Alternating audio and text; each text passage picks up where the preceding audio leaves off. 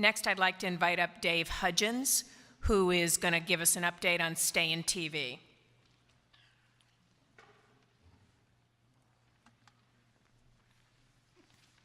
Thank you, Ellen.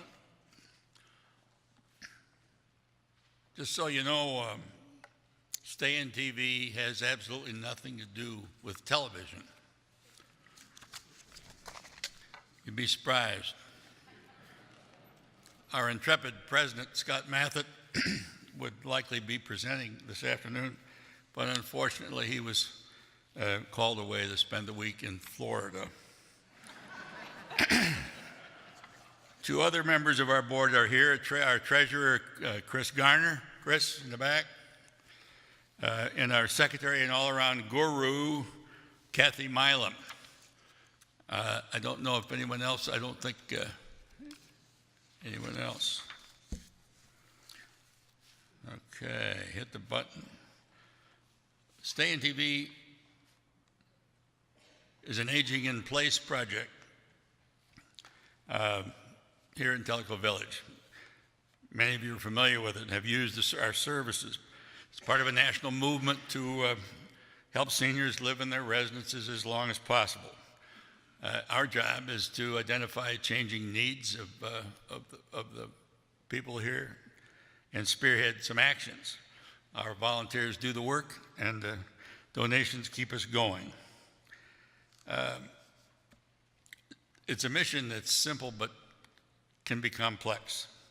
Stay was formed in 2011 in the fertile mind of one Linda Komp, who also is a past president of the HOA.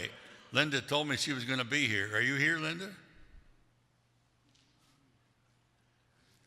Interestingly, that she's not here. She had to leave Tellico Village. Ironically, she could not stay in Tellico Village, and the organization she formed went on without her.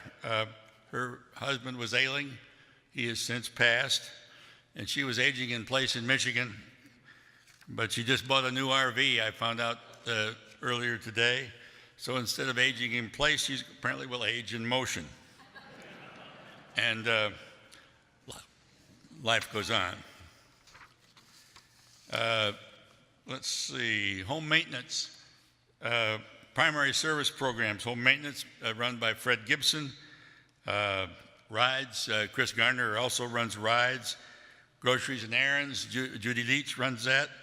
And our newest program, respite care, is run by two retired nurses, Marilyn Hawkey and Marty Toms, and they do an amazing job.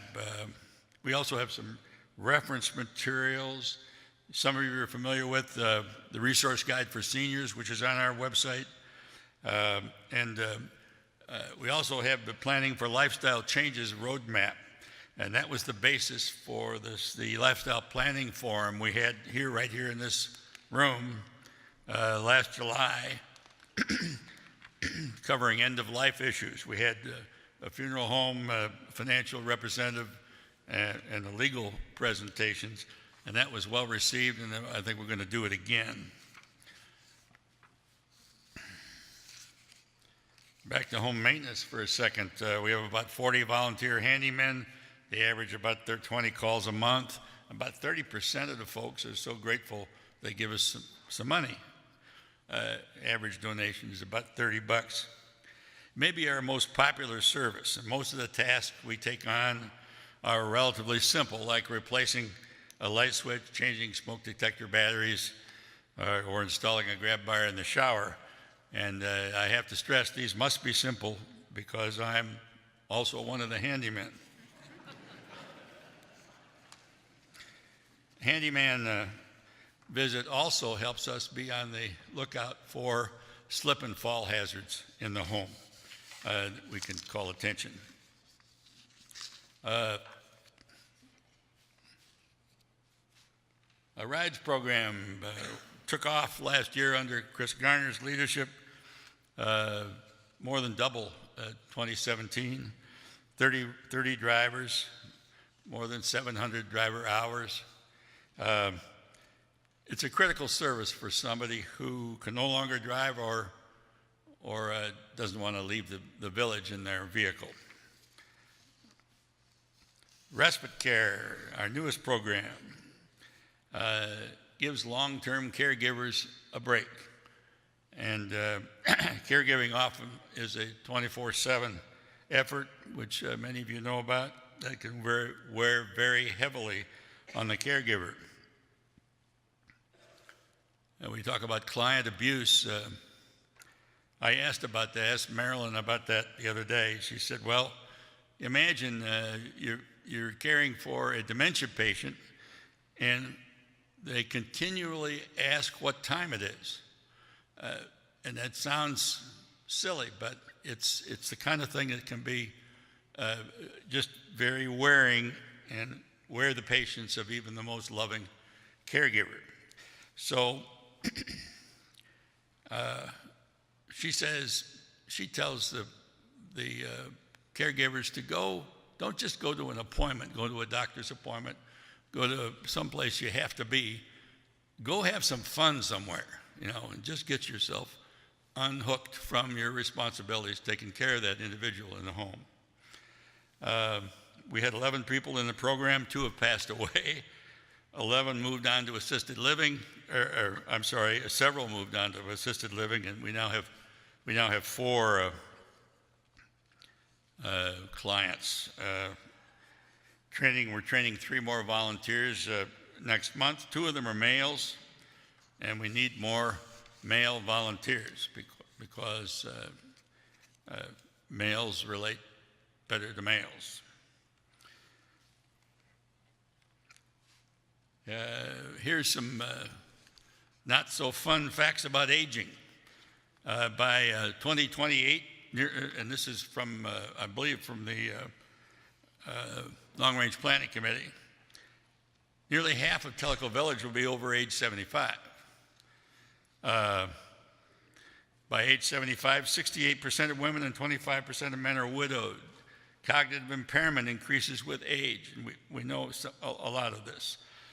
Some 2/3 of Americans with Alzheimer's are women, and at age 75 to 85, 45% of folks had 1 or more disabilities. Show of hands, how many of you are over 75 or older? I want you to know that this is the age when you are no longer able to die young.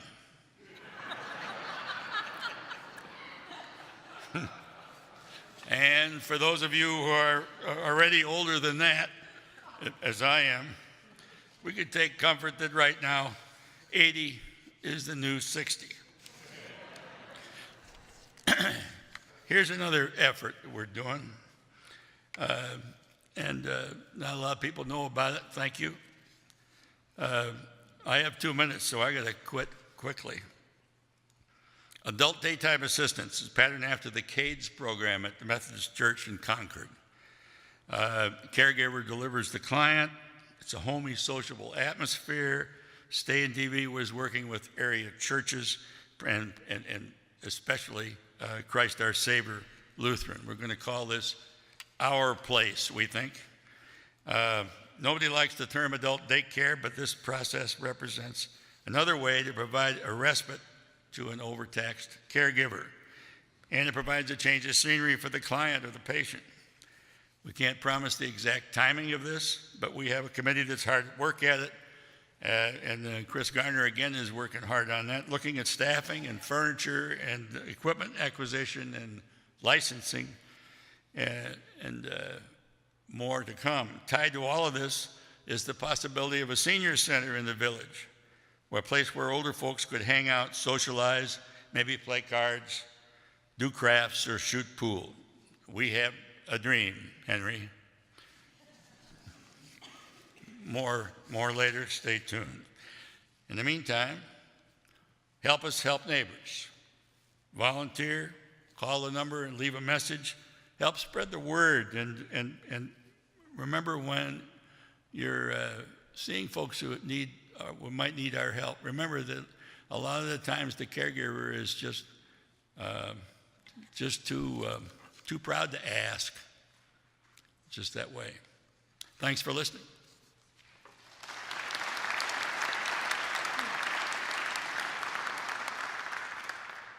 Thanks, Dave.